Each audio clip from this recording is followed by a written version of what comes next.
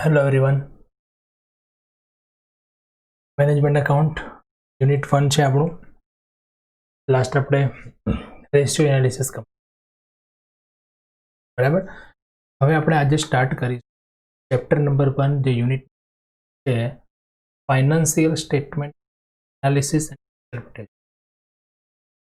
Unit 1 માં આપણા બે ચેપ્ટર છે. ચેપ્ટર 1 છે management accounting, management basic introduction chapter છે. Management account, cost account, financial વગેરે બધા એમાં ડિફિકલ્ટ ક્વેશ્ચન્સ છે જેની આપણે લાસ્ટમાં ડિસ્કશન કરીશું. ઓકે, સેકન્ડ ચેપ્ટર છે આપણું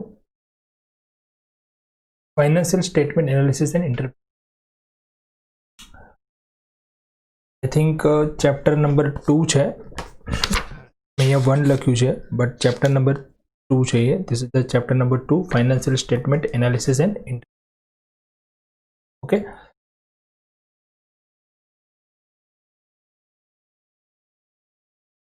ફાઇનાન્શિયલ સ્ટેટમેન્ટ એટલે શું પહેલા તો સમજીએ. Financial statement, how to analysis and interpretation. કઈ રીતે એનું એનાલિસિસ થાય, એનું ઇન્ટરપ્રિટેશન, એનું અર્થઘટન કઈ રીતે થાય અને એને શા માટે આની જરૂરિયાત અને કઈ રીતે એની કઈ કઈ જુદી જુદી મેથડ્સ છે. તો આપણે આ ચેપ્ટરમાંથી માર્કનો કે ફક્ત 2 મેથડ છે, 2 જ લેક્ચરમાં ચેપ્ટર એટલું. જે 2-3 ક્વેશ્ચન્સ આપણને આપેલા છે સેમ ટુ સેમ એવા જ ક્વેશ્ચન પૂછી શકે. તો ધ્યાનથી અહીંયા થોડું એનાલિસિસનું. સૌથી પહેલા તો જોઈએ આપણે ઇન્ટ્રોડક્શનમાં જોઈએ તો એનો મિનિંગ શું છે ફાઇનાન્શિયલ સ્ટેટમેન્ટ. ફાઇનાન્શિયલ સ્ટેટમેન્ટ કોને કહીએ આપણે? ફાઇનાન્સ. તો ઇન એવરી બિઝનેસ, દરેક બિઝનેસની અંદર એકાઉન્ટિંગ અત્યારે જોઈએ તો નેસેસરી છે. સ્મોલ બિઝનેસ હોય, લાર્જ બિઝનેસ હોય, કોર્પોરેટ એટલે કંપનીઝ હોય, દરેક લેવલે અત્યારે જોઈએ તો એકાઉન્ટિંગ મસ્ટ, ની કમ્પલસરી જરૂરી. શા માટે? પહેલા જે છે ને ટ્રેડિશનલ ટાઈમમાં આપણે જોઈએ તો ટ્રેડિશનલ ટાઈમની અંદર એવું હતું કે હિસાબો ફક્ત શેના માટે રાખવા માટે? તો આપણે હિસાબ એટલા માટે રાખીએ આપણને નુકસાન, કોઈની પાસેથી કેટલી બાકી છે, એટલું બધું કોમ્પિટિશન નહોતી. તો આપણે એનું એનાલિસિસનું કે અલગ અલગ કોઈ સ્ટેટમેન્ટ બનાવવાની કેવી કે જરૂરિયાત નથી. ગવર્મેન્ટ રેસ્ટ્રિક્શન્સ એટલા બધા નહોતા. But in the modern time અત્યારે હાલના સમયમાં આપણે જોઈએ તો ગવર્મેન્ટ પણ સક્રિય છે અત્યારે હાલ, કે જેને નાના નાના બિઝનેસ કરે છે એમને પણ હિસાબો રાખવા જરૂરી થઈ ગયા છે. બીજું, કોમ્પિટિશન ખૂબ વધી ગઈ છે. તો કોમ્પિટિશન વધી ગઈ છે એના કારણે રહેવા માટે પણ દરેક બિઝનેસમેનને પોતાના કયા સ્ટેજ પર જાણવું ખૂબ, એના માટે એમને આ ફાઇનાન્સ. થર્ડ એક પોઈન્ટ તમને હું કહું ખાસ ઇમ્પોર્ટન્ટ અત્યારે સમય, તો આપણે સાંભળ્યું છે share market, stock market. Stock માર્કેટમાં જે લોકો ઇન્વેસ્ટમેન્ટ કરે છે, ઓનલી ઇન્વેસ્ટિંગ કરીને જે લોકોને, this is the key point financial analysis. એ લોકો કોઈ પણ કંપનીના શેર્સ એમને લેતા નથી. સ્ટોક માર્કેટમાં ટકી રહેવા માટે ફાઇનાન્શિયલ સ્ટેટમેન્ટના એનાલિસિસની સ્ટડીના આધારે એવું વધારાના સાથે છે કે હાલમાં કંપની છે, પાસ્ટમાં આ રીતે રહ્યું, તો એ જ ટ્રેન્ડથી આ કંપનીઝના શેરમાં ભાવમાં કે ગ્રોથ છે. તો એ એટલું ઇમ્પોર્ટન્સ છે અત્યારે. તો ફાઇનાન્શિયલ સ્ટેટમેન્ટ કોને ગણીએ છીએ આપણે, કોને કહીએ છીએ, થોડું પહેલાં એના વિશે સમજીએ. ફાઇનાન્શિયલ સ્ટેટમેન્ટ એટલે આપણે નોર્મલી એવું કહી શકીએ કે હિસાબો તૈયાર કરતી વખતે આપણે હિસાબોની આખી જે સિસ્ટમ છે સિસ્ટમ પ્રમાણે જોઈએ તો સૌ જર્નલ એન્ટ્રી લખાય, પછી લેઝર તૈયાર કરીએ, બેલેન્સ તૈયાર, લાસ્ટમાં આપણે ફાઇનલ કરીએ એટલે શું બનાવીએ? Trading account and P&L account. So the end product of the financial account process, financial account ના process ની end product मतलब last માં જે આપણને મળે છે is a set of report which are called finance. last માં શું મળે? balance sheet and P&L account. Balance sheet and P&L account are the financial. The two statement prepared and presented by a business enterprise at the of accounting year, one is a balance sheet but two is account, are called financial statement. Okay, balance sheet showing the business position as on particular date. balance sheet શું દર્શાવે છે? તો એક particular date, એક particular દિવસે financial position of the business, બિઝનેસની નાણાકીય પરિસ્થિતિ શું છે, કેટલી લાયબિલિટીઝ છે, કેટલી એસેટ છે, કેટલી પોતાની કેપિટલ છે, કેટલી લોન છે, કેટલી આઉટસાઇડ કેપિટલ લીધેલી છે, કેટલી એસેટ છે, ફિક્સ એસેટ્સ, તેની વેલ્યુ કેટલી છે, એના પરથી આપણે કોઈ એક ચોક્કસ દિવસે, મતલબ બેલેન્સ શીટ જે છે એ પર્ટિક્યુલર એક દિવસે જ બને છે, એક દિવસ માટેની જ હોય છે, બીજા દિવસે તરત એમાં मतलब ये फिक्स्ड नहीं, एक कोई पर्टिक्युलर एक दिवसे આપણે फाइनेंशियल ईयर कंप्लीट થાય ત્યારે. Okay, then profit and loss account is, profit and loss account એ શું છે? તો profit and loss account showing the results of year trading in the form either profit or loss. આખા વર્ષના અંતે કેટલો પ્રોફિટ થયો કે કેટલો લોસ થયો એ દર્શાવતું સ્ટેટમેન્ટ, એ प्रॉफिट. ओके, तो आज आपड़ा बेन फाइनेंशियल स्टेटमेंट. હવે આ ફાઇનાન્શિયલ સ્ટેટમેન્ટનું એનાલિસિસ કરવા માટેની જુદી જુદી ઘણી બધી મેથડ્સ છે.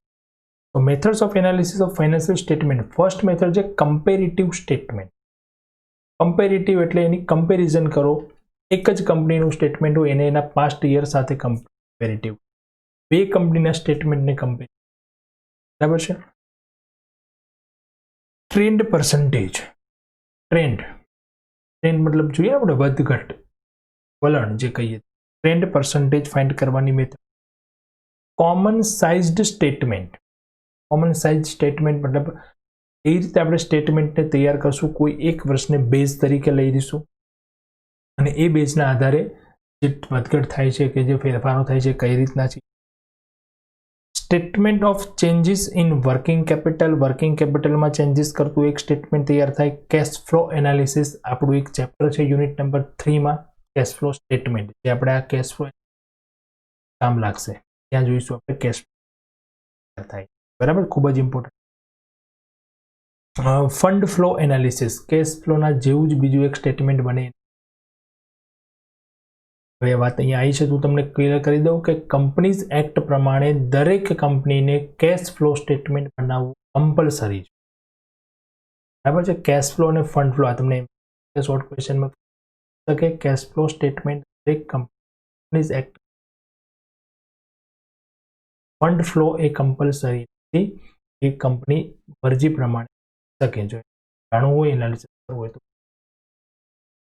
બંને છે એક જ સરખી મેથડ, એક જ રીતે તૈયાર થાય છે, થોડું ઘણું જેમાં ફેરફાર છે. Cash flow is the first, મતલબ એ કમ્પલસરી છે.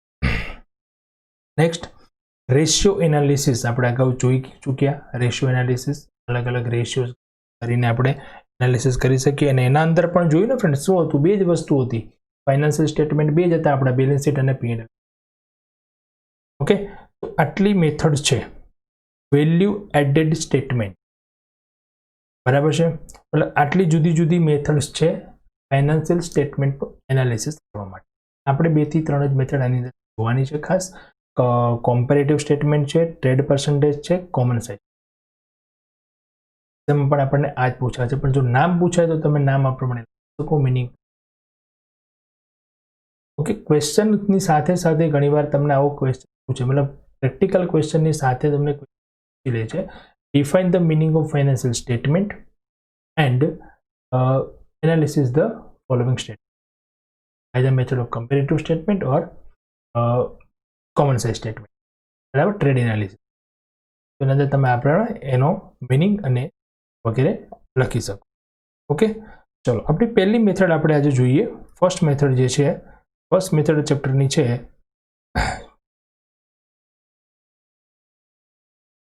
મેથડનું નામ છે કમ્પેરેટિવ બેલેન્સ શીટ. પહેલા આપણે બેલેન્સ શીટની વાત કરીએ તો બેલેન્સ શીટ કમ્પેરેટિવ કઈ રીતે? First comparative balance sheet, second comparative balance sheet with percentage, common sized જે આપણે બેલેન્સ શીટ કહીએ તે, comparative balance sheet with trend percentage. Okay, તો કમ્પેરેટિવ બેલેન્સ શીટની અંદર આપણે બેલેન્સ શીટનું આ પ્રમાણે ત્રણ રીતે જુદી જુદી રીતે કે comparative percentage and with trend percentage. ચાલો એક ક્વેશ્ચનથી આપણે સ્ટાર્ટ કરીએ. The balance sheet of Jigna Limited on 31st March 2012 and on 31st March 2013. એક કંપનીના 2 વર્ષના બેલેન્સ શીટ અહીંયા આપણને 12 એન્ડ લાયબિલિટી સાઇડ ચેક કરીએ તો equity share, preference share, general reserve, profit and loss account, debenture, creditors, unpaid expense. વિગત એસેટ્સમાં જોઈએ તો લેન્ડ બિલ્ડિંગ છે, ફિક્સ એસેટમાં આવશે. મશીનરી જો મેં ત્યાં લખ્યું છે એફ, ફર્નિચર ફિક્સ એસેટમાં, investment, debtors, stock and cash. મતલબ આપણે અહીંયા ખાલી ડિફાઇન કર્યું કે ફિક્સ એસેટ કઈ છે અને કરંટ એસેટ કઈ. જો કે આ તો આપણને ઓલ્ડ બેલેન્સ શીટનું ફોર્મેટ આપેલું છે, બાકી જો અત્યારે નવા ફોર્મેટમાં આપેલું હોય તો આપણે ડાયરેક્ટલી ફાઇન્ડ કરંટ એસેટ. શું પૂછ્યું છે ક્વેશ્ચનમાં? Prepare comparative balance sheet in vertical form. આપેલી બેલેન્સ શીટ જે છે હોરિઝોન્ટલ ફોર્મમાં છે, આપણને વર્ટિકલ ફોર્મમાં બેલેન્સ શીટ તૈયાર કરી અને એને આપણે કમ્પેરેટિવ બેલેન્સ શીટ તૈયાર કરવાની છે. Prepare common size balance sheet in vertical form, પણ વર્ટિકલ ફોર્મમાં common size balance sheet. Only balance sheet જે આપી છે ને આપણે બેલેન્સ શીટનું જ એનાલિસિસ કરવાનું. ઓકે, કઈ મેથડમાં કઈ રીતે ગણતરી કરશું તો ફોર્મેટ આપણું આ પ્રમાણે. ફર્સ્ટ સાઇડ એસેટ લઈ શકો, લાયબિલિટીઝ લઈ શકો. કમ્પેરેટિવ મતલબ સરખામણીમાં આપણે શું કરી શકીએ? કેટલો વધારો કે કેટલો ઘટાડો. કમ્પેરિઝનમાં બીજું શું થાય? વધઘટ વધારે છે કે ઓછું થયું. તો કોઈ એક વર્ષના આધારે 12 અને 13 2 વર્ષ આપેલું છે આપણે, તો 12 અને 13 ની બંને એમાઉન્ટ લખીશું. હવે 13 ના આધારે આપણે 12 ના આધારે આપણે ગણતરી કરશું તો આપણે કહી શકશું કે ઇન્ક્રીઝ થયું કે હંમેશા ઓલ્ડ યર હોય એને જ આપણે બેઝ લઈએ ને. 2012માં માનો કે કોઈ એસેટની વેલ્યુ 1 લાખ રૂપીસ હતી, 13માં એની વેલ્યુ થઈ ગઈ 90,000. શું થયું? એસેટની ડિક્રીઝ. બેલેન્સ શીટ જે છે એની એ જ રહેશે, કોઈ ચેન્જીસ નથી, ખાલી એનું ફોર્મ ચેન્જ થયું. આપણે વર્ટિકલમાં લખીએ, બરાબર. Comparative balance sheet fixed FF લખ્યું હતું ને બધી એસેટ શું થાય છે? 3,50,000 વધારો થયો તો મેં કયા કોલમમાં લખ્યું? Then machinery 1,50,000 2,50,000 is 1 lakh. Furniture 50,000 1,50,000 1 lakh increase. Total fix એસેટનું ટોટલ થઈ ગયું 4,75,000 મતલબ 3,50,000 નું. કરંટ એસેટમાં ઇન્વેસ્ટમેન્ટ છે 1,50,000 નો ચેન્જીસ. ડેટર્સ 250 2 lakh મતલબ 50,000 decrease. Stock 150 175 25,000 increase. Cash 25,000. Total 6 lakh 5,50,000 25,000 increase and total assets B 4 plus 6 10 lakh આવશે ફ્રેન્ડ્સ. ફર્સ્ટ કોલમમાં 1 lakh લખ્યું છે મેં, 10 lakh આવશે.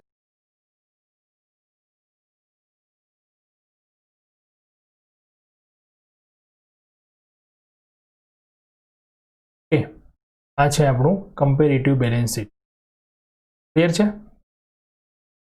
બંને વર્ષની એમાઉન્ટ લખો, એક કોલમ ઇન્ક્રીઝ એક કોલમ ડિક્રીઝ. વધારો થાય તો વધારાનો કોલમ એટલે કે ઇન્ક્રીઝમાં, ઘટાડો થાય તો ઘટાડાના કોલમ ડિક્રીઝ. લાયબિલિટીઝમાં પણ સેમ ફોર્મેટ આપણું ખાલી વર્ટિકલમાં આપણે છે શેર કેપિટલ આવશે પહેલા, ઇક્વિટી શેર કેપિટલ 4 લાખ 5 લાખમાં થાય છે. રેફરન્સ શેર કેપિટલ આ પ્રમાણે પણ તમે લખી શકો. એ બંને રીતે એ પ્રમાણે લખ્યું છે. અહીંયા ફર્સ્ટમાં આપણે લખતા જઈએ ડાયરેક્ટ, સેકન્ડ આ રીતે પણ લખો. પહેલાં જે ફોર્મેટ છે એ ફોર્મેટ પ્રમાણે આપણું બેલેન્સ શીટ આખું લખી દો જે આપેલું છે પ્રમાણે. General reserve, retail account, long term liabilities, venture છે એમાં બસ આવી ગયું લોંગ ટર્મ લાયબિલિટીઝ.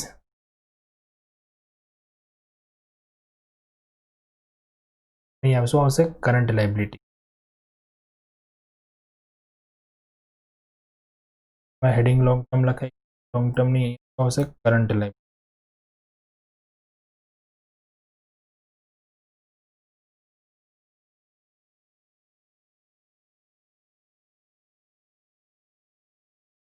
ઓકે, અને ટોટલ લાયબિલિટી 10 લાખ 13 લાખ. હવે કમ્પેર કરો તો ફર્સ્ટમાં 1 લાખ ઇન્ક્રીઝ, એક ડિક્રીઝ, સોરી ઇન્ક્રીઝ થઈ જશે 50,000 ઇન્ક્રીઝ, 50,000 ઇન્ક્રીઝ, 1 લાખ ટેસ્ટ કોઈ ચેન્જીસ નહીં, 50,000 ઇન્ક્રીઝ, 50,000 ડિક્રીઝ, 3 લાખ 50. તો લાસ્ટમાં જો 3,50,000 ઇન્ક્રીઝ થાય છે અને ટોટલમાં જોઈએ ને તો 10 લાખ અને 13 લાખ એટલે કે 3 લાખ ઇન્ક્રીઝ થાય છે. તો લાસ્ટ આપણું જે ટોટલનું કોલમ છે ને છેલ્લું લાસ્ટ લાઇનમાં જુઓ 350 ઇન્ક્રીઝ માઇનસ ડિક્રીઝ, ટોટલ આપણો ડિફરન્સ આવી જાય. બરાબર છે? કેટલું ઇઝી છે. 14 માર્ક અથવા તો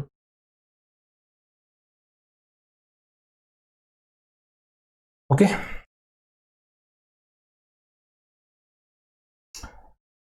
બીજો ક્વેશ્ચન હતો આમાં જ આપણને કમ્પેરેટિવ બેલેન્સ શીટ જ હતું પણ શું હતું ત્યાં કોમન સાઇઝડ બેલેન્સ શીટ હતું વિથ પર્સન્ટેજ. વિથ પર્સન્ટેજ જોઈએ હવે આપણે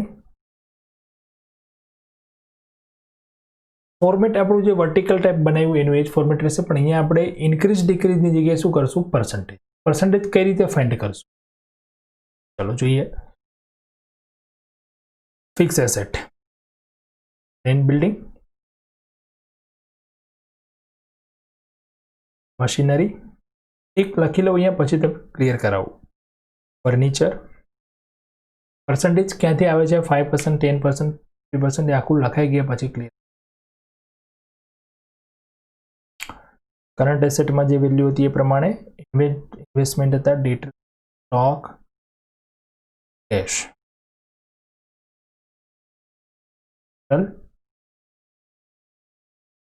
એક અને 13 લાખ. કદાચ તમને ક્લિયર થઈ પણ ગયું હશે જોયું આખું સ્ટેટમેન્ટ લખાઈ ગયા પછી. પર્સન્ટેજ કઈ રીતે આવ્યા? સૌથી પહેલા જો 2 લાખ છે ને 20%, આ બાજુ 3,50,000 છે ને 26.92 આવે. કઈ રીતે આ પર્સન્ટેજ ગણવા માટે કોઈ પણ એક વસ્તુનો આધાર હોવો. પર્સન્ટેજ હંમેશા કેટલા હોય? 100. તો જો અહીંયા ફોર્મેટ જે લખેલું છે તમે ચેક કરો, મેં સીધા 10 લાખની સામે શું લખ્યું છે? 100. તો એ પર્સન્ટેજ ફાઇન્ડ કર્યા પછી ત્યાં ટોટલ નથી લખ્યું, પર્સન્ટેજનું ટોટલ 100 જ થવું જોઈએ. મતલબ એસેટ જે છે એ એસેટ જે ટોટલ 10 લાખ છે અને એ 10 લાખની અંદર 4 લાખ ફિક્સ્ડ છે, 6 લાખ કરંટ છે. તો જો કરંટમાં 60% અને ફિક્સમાં 40% આવે છે. હવે એના અંદરની એસેટ જે છે એ અંદરની એસેટ કેટલી પર્સન્ટેજ છે એ પણ ગણી છે આપણે. 40%માં 20% લેન્ડ બિલ્ડિંગ છે, 15% મશીનરી છે, 5% ફર્નિચર. તો આધાર 100 ક્યાં છે? 10 લાખની. સિમ્પલ છે, આપણે સીધી જ ગણતરી કરવાની છે કે 10 લાખ ટોટલ એસેટ છે એ 100 વર પ્રમાણે કરીએ તો કેટલા? મતલબ 10 લાખે 100% how much is 2 lakh? શું કરવાનું? 2 lakh divided by 10 lakh, 100. 1 divided by 10 lakh. Same એ રીતે 3,50,000 છે અને કેટલા છે? 13 લાખ સેકન્ડ યરમાં. તો 13 લાખ જો 100% હોય તો how much is 3,50,000?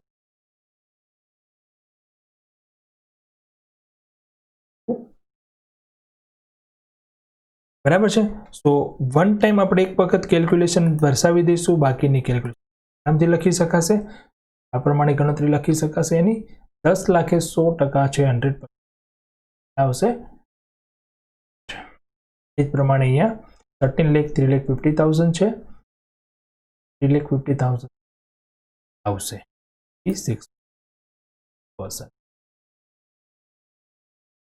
બરાબર છે. આ પ્રમાણે તમે અહીંયા પર્સન્ટેજ ફાઇન્ડ જો અહીંયા 100% 10 લાખ છે એટલે સેમ મળે છે. જો 20, 15, 5, 40, 15, 25, 55 એનું ટોટલ જ્યારે કરશો ને ફ્રેન્ડ્સ તો 100% થઈ જ જશે. તમે બે પાર્ટમાં પણ કરી શકો. ટોટલ અહીંયા A અને B છે તો પહેલાં બધી વિગત લખી દો. પછી 10 લાખે અહીંયા 4 લાખ છે તો અહીંયા પહેલાં ગણી લો 40, પછી અહીંયા ગણી લો 60, પછી એના પાર્ટ કરો. બરાબર છે. બંને ટોટલ તો 40 થઈ જવું જોઈએ, અહીંયા ટોટલ 60 થઈ જવું જોઈએ, અહીંયા ટોટલ 100 થઈ જવું. સેમ આ પ્રમાણે હવે આપણે લાયબિલિટી સાઇડ ગણી શકો.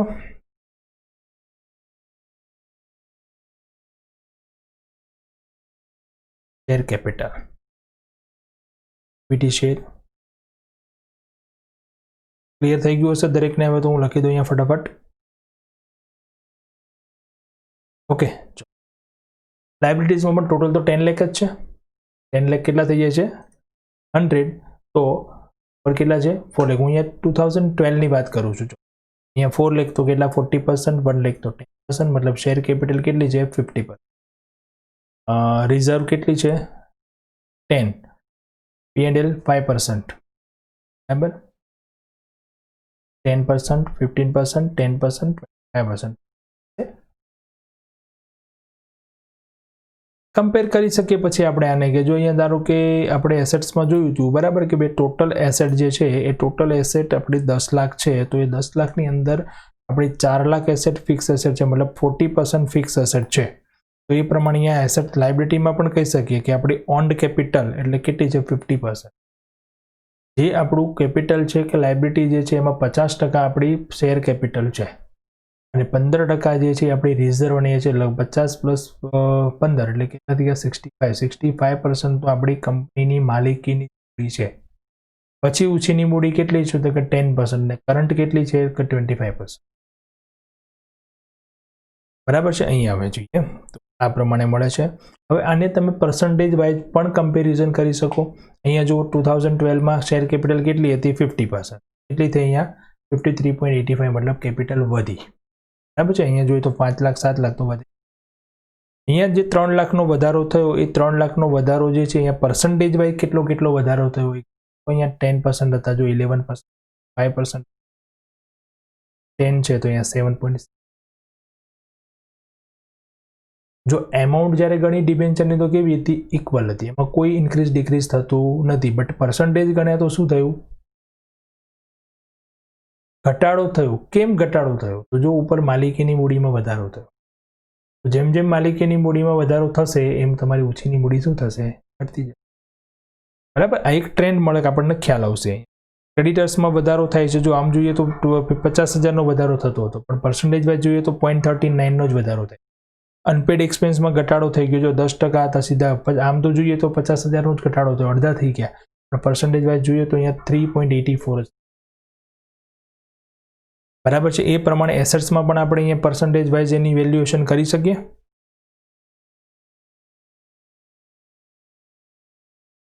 %40 હતા, જો અહીંયા 57 થઈ ગયા. 20, 26, 15, 19, 5, 11 બધામાં અહીંયા પર્સન્ટેજ વાઇઝ પણ વધારો થાય છે. અહીંયા જુઓ 150, 150, બરાબર. તો જો ઇન્વેસ્ટમેન્ટમાં અહીંયા પર્સન્ટેજ પ્રમાણે શું થાય છે 50, 25 હતા, અહીંયા 2 લાખ અને અહીંયા 50,000નો જ ઘટાડો થાય છે ડેટર્સમાં. પણ અહીંયા જોઈએ તો કેટલો ઘટાડો થઈ ગયો 10%નો ઘટાડો. 30%માંથી સીધા કેટલા થઈ ગયા 15માંથી કેટલા થઈ ગયા 13. હવે જો એમાઉન્ટ જોવો તો 150, 175 વધે છે સ્ટોક, પણ ટોટલના રેશિયો પ્રમાણે પર્સન્ટેજ પ્રમાણે જોઈએ તો શું થાય છે ઘટે છે. કેશ 5% હતી, અહીંયા કેટલી થઈ ગઈ 1.9. 50માંથી 25,000 જ થઈ ખાલી. આમ જોઈએ તો 50% ઘટાડો થયો. ગયા વર્ષ કરતાં આ વર્ષે કેશ 25,000 છે એટલે કે ગયા વર્ષ કરતાં ઓછી છે. પણ પર્સન્ટેજ પ્રમાણે જોઈએ તો 1.92 2% જેટલી જ કેશ. ટોટલ એસેટમાં 2% જેટલી છે, પહેલાં કેટલી હતી 5%. તો આ બધા પર્સન્ટેજના આધારે આપણે કમ્પેરિઝન કરી શકીએ કેટલો વધારો ઘટાડો થયો, શું થયું છે etc. બરાબર છે. તો આપણી આ સેકન્ડ મેથડ જે હતી એક જ ક્વેશ્ચનમાં આપણને પૂછી હતી, આપણે અહીંયા સોલ્વ કરી. ઓકે, ચલો હજુ એક ક્વેશ્ચન જોઈએ. ક્વેશ્ચન નંબર છે 3, જ્યાં તમને બેલેન્સ શીટ આપેલી છે 9, 10, 10, 11, 11, 12, 12, 13. 4 વર્ષની બેલેન્સ શીટ આપી. બરાબર છે, 4 યર બેલેન્સ શીટ. હવે એનો ક્વેશ્ચન શું છે અહીંયા બુકમાં મેં લીધું નથી, હું જોઈ લો ક્વેશ્ચન શું છે.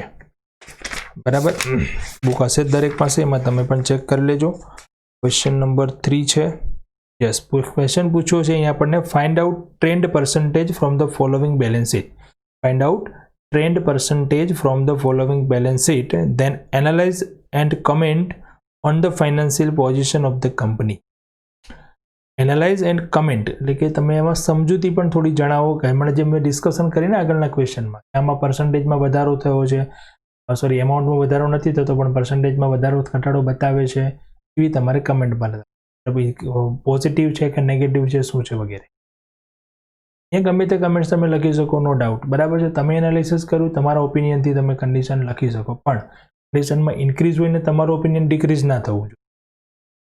બરાબર, ઓપિનિયન તમારું છે. હવે આવું જો સ્ટુડન્ટને કહીએ તમારા ઓપિનિયનમાં જોઈએ તો પછી ગમે તે લખી દેશે, પણ બધા ઓપિનિયન આપણા નહીં, related opinion.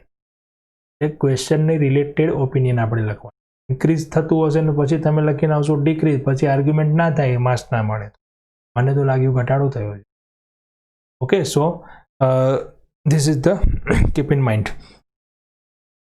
Take 2009-10 year as the base year. કયું વર્ષ અહીંયા બેઝ યર તરીકે લેવાનું છે એ પણ સૂચના આપી દીધી છે. 2009-10 ને આપણે બેઝ યર તરીકે લેવાનું છે.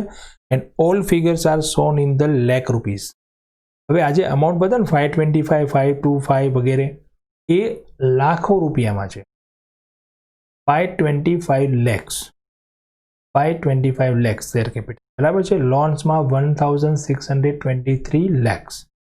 ઓકે, ચલો તો 4 વર્ષ આપેલા છે, 1 વર્ષને બેઝ યર તરીકે લેવાનું છે ને ટ્રેન્ડ પર્સન્ટેજ ફાઇન્ડ કરવાના છે આપણે. બરાબર છે, જો મેં તમને મેથડ કહી હતી એ મેથડની અંદર જોઈએ આપણે તો ફર્સ્ટ આપણે આ જે મેથડ આપણે જોવાની હતી, કઈ મેથડના નામ લખ્યા હતા આપણે અને કઈ મેથડના આપણે ક્વેશ્ચન જોયા. ફર્સ્ટ મેથડ હતી આપણી કમ્પેરેટિવ બેલેન્સ શીટ, જે આપણે ફર્સ્ટ ક્વેશ્ચન કર્યો ઇન્ક્રીઝ ડિક્રીઝ. પછી એ હતું બેલેન્સ શીટ વિથ પર્સન્ટેજ. તો સેકન્ડ મેથડ કરી આપણે એ હતી પર્સન્ટેજ વાળી મેથડ, અને થર્ડ જે છે એ શું છે આપણી ટ્રેન્ડ પર્સન્ટેજ. ફર્સ્ટ મેથડ આપણે અહીંયા આ ક્વેશ્ચન કરી જશે કમ્પ્લીટ. સરસ મજાની વાત એ છે કે ચેપ્ટરમાં 3 જ ક્વેશ્ચન છે ને 3 આપણે અહીંયા કરવાના છે. So no homework in this chapter. Okay,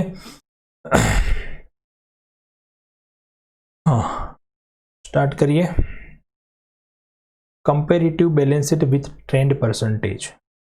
જો 9, 10, 10, 11, 11, 12, 12, 13 પેલા બે જે કોલમ બનાવ્યા છે ને એ ટ્રેન્ડ અમાઉન્ટના છે, જે તમને આપેલું જ છે ક્વેશ્ચનમાં. પછી આપણે એના શું ગણવાના છે, પર્સન્ટેજ. બરાબર, ફિક્સ્ડ એસેટ. અહીંયા ક્વેશ્ચન મારી સામે લઈ લો, બુક તમારી પાસે પણ હશે. ઓકે, તો થોડું આપણે ઝડપથી કરી શકીએ.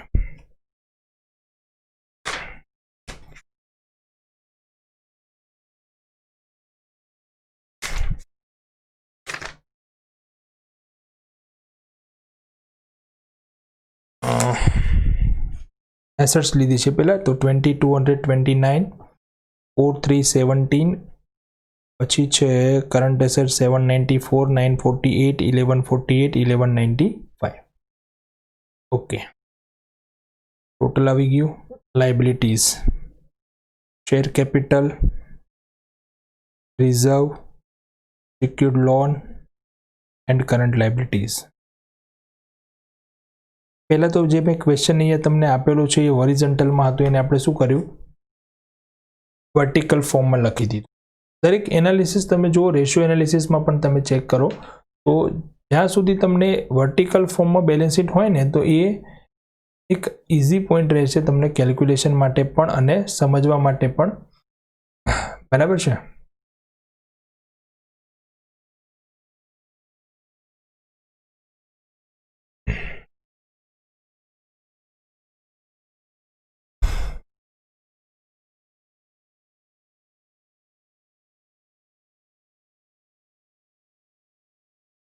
ओके, तो આપણે અહીંયા આપણું બેલેન્સ શીટને શું કર્યું છે, પહેલા વર્ટિકલ ફોર્મમાં લખી દીધું. ઓકે, ચાલો હવે સ્ટાર્ટ કરીએ. તો આપણે ફર્સ્ટ પર્સન્ટેજ ફાઇન્ડ કરી લઈએ.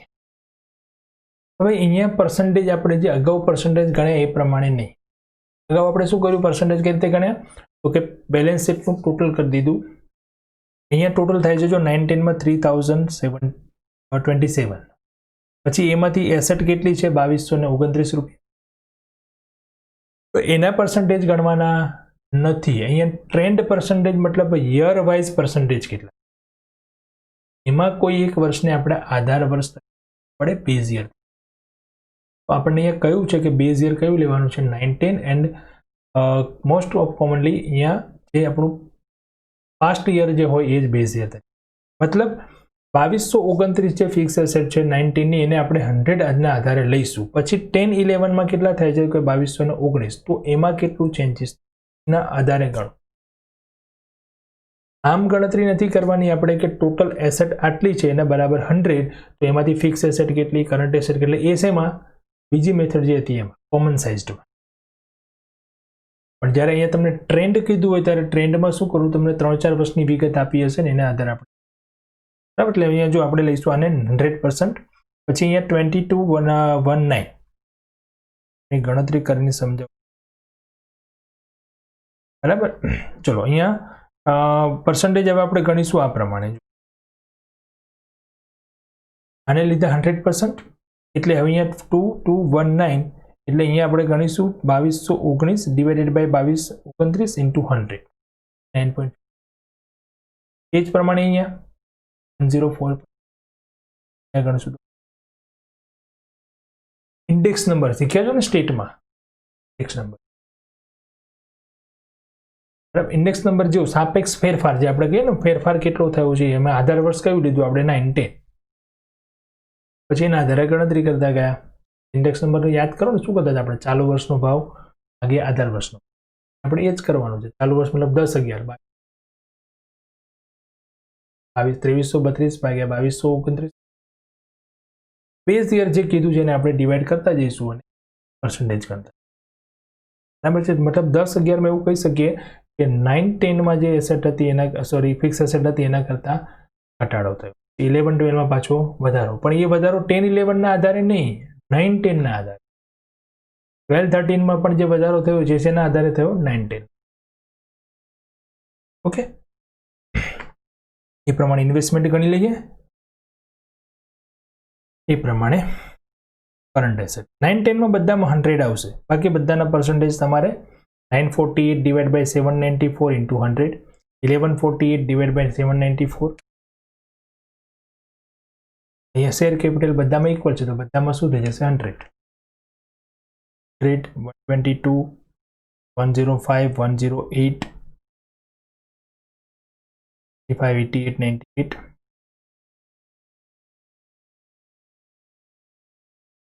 કરી શકો ગણતરી આ પ્રમાણે.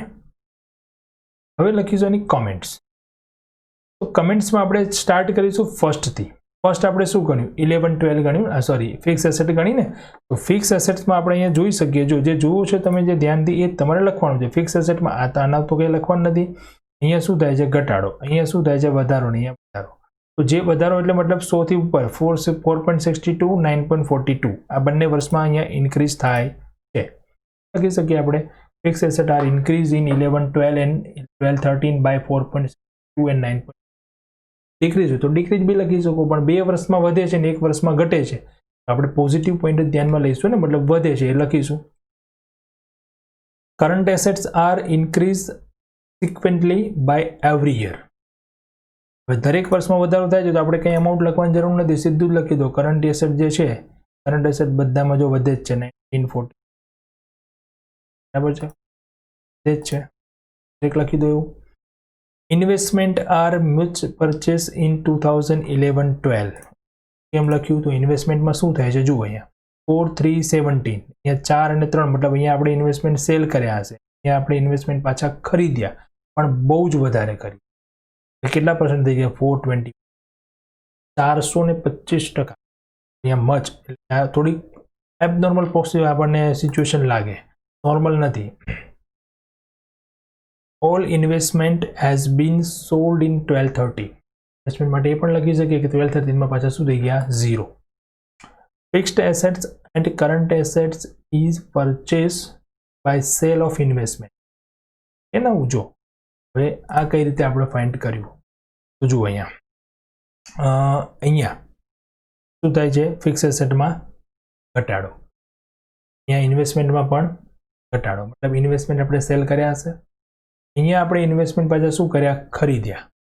પછી અહીંયા જો કરંટ એસેટમાં વધારો થાય છે બહુ વધારે પ્રમાણમાં, 50% જેટલો વધારો, અહીંયા આપણે ફિક્સ એસેટમાં પણ વધારો, અહીંયા ઘટ્યું તો ઇન્વેસ્ટમેન્ટ વેચી અને પૈસા આપણે ક્યાં નાખ્યા હશે? કરંટ એસેટમાં, ફિક્સ એસેટ. એસેટમાં જ ઇન્ક્રીઝ ડિક્રીઝ થાય છે, તો એક એસેટ ઘટે તો બીજી એસેટ વધશે જ ઓટોમેટિક. સપોઝ માની લો કે ઇન્વેસ્ટમેન્ટ આપણે સેલ કરી દીધા અને કેશ વધી, કરંટ એસેટ વધી, કમેન્ટ્સ લખી શકીએ. બરાબર છે. શેર કેપિટલમાં નો ચેન્જીસ છે. રિઝર્વમાં અહીંયા ઘટાડો થાય છે, જો રિઝર્વ હંમેશા દરેકમાં ઘટતી જાય છે, જો દેખાય? બરાબર. પછી અહીંયા સતત વધે છે લોન, બરાબર, જે નેગેટિવ પોઝિસ કહેવાય. અહીંયા આપણો આ લોનમાં વધારો થાય છે. કરંટ લાયબિલિટીમાં પણ બહુ જ વધારો થાય છે, જો 235 to 28. બરાબર છે. તો એ આપણે it is known that current assets is purchased by secured loan and current liabilities. Current એસેટમાં જેટલો વધારો થાય છે ને સામે કરંટ લાયબિલિટીમાં પણ એટલો. આપણે એવું જ કહી શકીએ કે કરંટ એસેટ પરચેસ કરી હશે પણ કઈ રીતે? લોન લઈને પરચેસ. બરાબર છે. બેલેન્સ શીટ પરથી બધું જાણી શકીએ. Reserve are very much keep in 11-12. એ માટે શું કીધું છે? અહીંયા આપણે 11-12 માં બહુ વધારે રાખી છે, 8.8.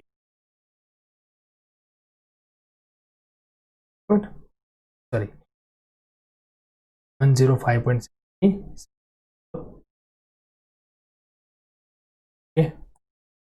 એટલે ગમે તે કહો, અહીંયા તમે કોમેન્ટ લખી શકો છો. ઓકે, તો કમ્પ્લીટ કર્યું આપણે અહીંયા આપણું ફાઇનાન્શિયલ સ્ટેટમેન્ટનું એનાલિસિસ એન્ડ ઇન્ટરપ્રિટેશન. બંને ક્વેશ્ચન ધ્યાનથી જોઈ લેજો. એક વખત જોશો આ ટાઈપના જ ક્વેશ્ચન પૂછાશે. 14 માર્કનો ક્વેશ્ચન છે, આરામથી આપણે. ફ્રેન્ડ્સ, નેક્સ્ટ લેક્ચરમાં આપણે ચેપ્ટર કમ્પ્લીટ કરીશું.